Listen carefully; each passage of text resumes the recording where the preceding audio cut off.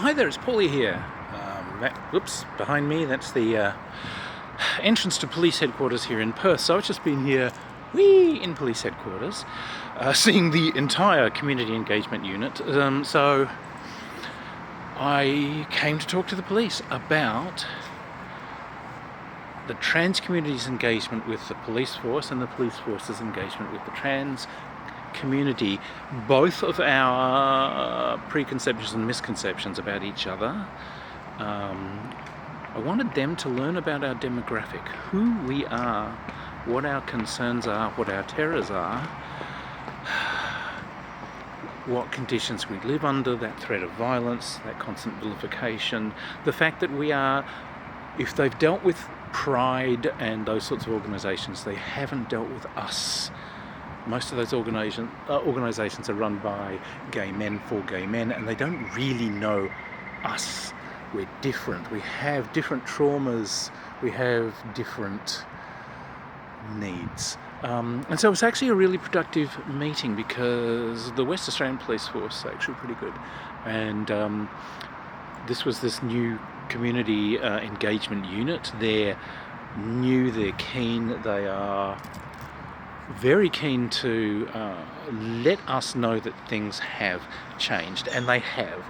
Look, in the past years, I have done things. I get a lot of death threats on this channel, and one of them actually came from Australia. Most of them just bloody Yanks, but one of them was from Australia, and this was from someone who actually, I did my checks and found this is someone who's got multiple assault convictions and so on.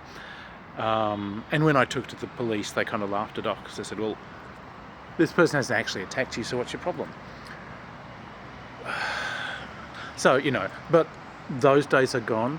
Also, cameras, the police cameras now on their uniforms, they actually live stream. And West Australian Police, when they approach you, they actually now they actually inform you. So once they begin interacting with you, they just say, I must also tell you my camera is on, and it is, live streaming so that, this conversation is entirely recorded. So yeah, a lot of the old abuses and so on can no longer slip through. It's a younger police force, sort of coming more from, I guess, our end of the community. So yeah, we talked about different ideas for getting these messages across and how to communicate abuse, how to communicate with police if you think you are under threat. The best lines. I've now got direct line of communication to these guys. They have all my numbers, and they're going to be using me sort of as a liaison between trans community and police. I guess if they have problems or questions or queries, they are going to come to me, and I'm going to try and get them engaged with some public radio shows, and they're going to bring the Commissioner of Police on board with that. And I'm also encouraging them to come when we've got some of these demonstrations and big get-togethers, to bring one of these people from this community engagement group to come along and do exactly this. Do a question and answer, talk about how they support us. No one is going to be trying to bust in on women's toilets as the toilet police here in WA. These guys are really adamant about that.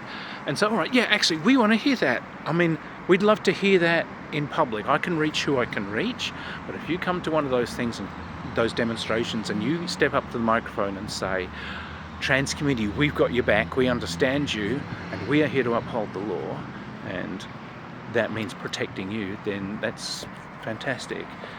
Those sort of messages have to be brought out to the trans community at large as best we can. So, long and short, I came here to make some bridges because we have a lot of misconceptions about the police, and the police had misconceptions about us, and smooth those out. They took reams of notes, and right back to the basics. I'm there talking about this is sex, this is karyotype sex, here is gender, gender, works this way. Here is perceived gender, here is actual gender, the gap between those is gender dysphoria. I had to talk to them about, puberty blockers and soft medical transition and surgical transition. And so they were very keen to hear all that and then take it on board. So I made a bridge. I think good will come of this. I think I did some good here today. They want to have some further meetings in the future and everything. So I think this has been a productive set of meetings. So onward. Anyway, much love.